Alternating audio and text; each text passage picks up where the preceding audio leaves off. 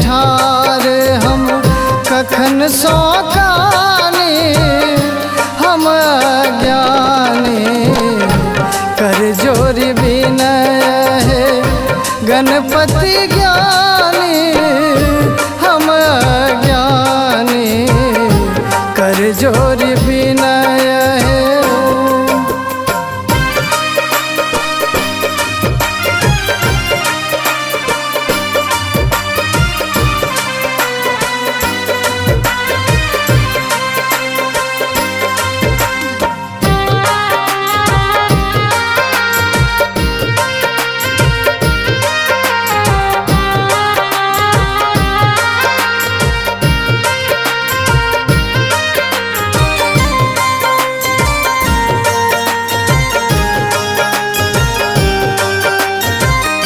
प्रथम पूजे तीनों लोक जनैया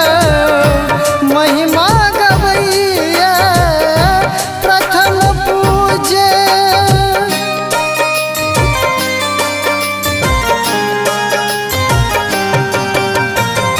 प्रथम पूजे तीनों लोक जनैया महिमा गवैया विघ्न विनाशक गणेश कहैया नाम जपैया पूजा करब कोना अंतर्यामी हम अज्ञानी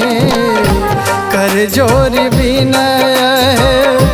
गणपति ज्ञानी हम अज्ञानी कर जोरी विनय है।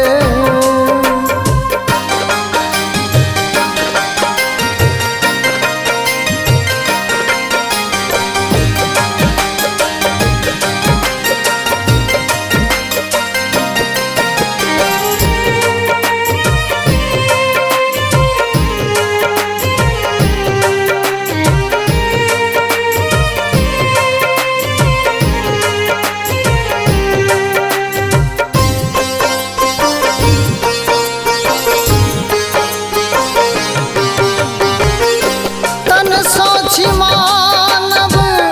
शीश सो गज छी ज्ञानक ध्वज छी तन सोछि मानव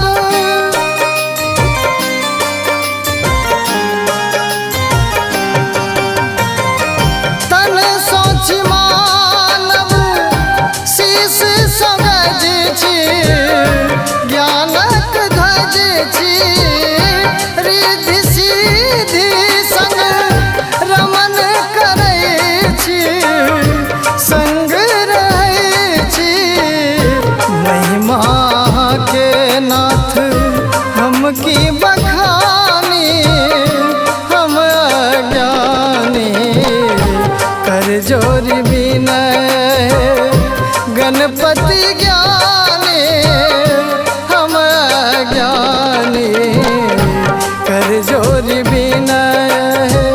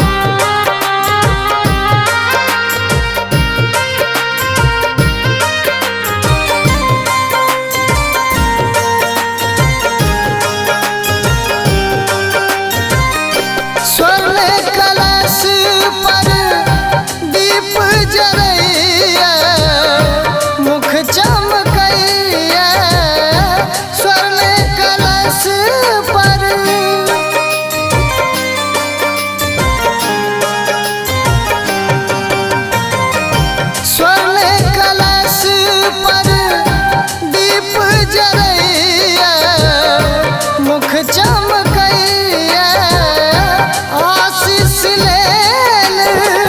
दीपक तरस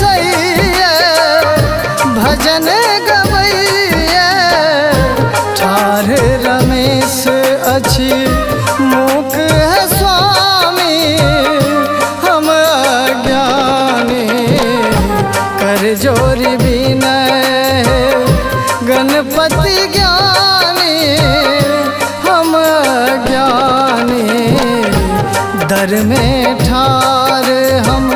कखन सौकानी हम अज्ञानी कर जोरी विनय है गणपति ज्ञानी हम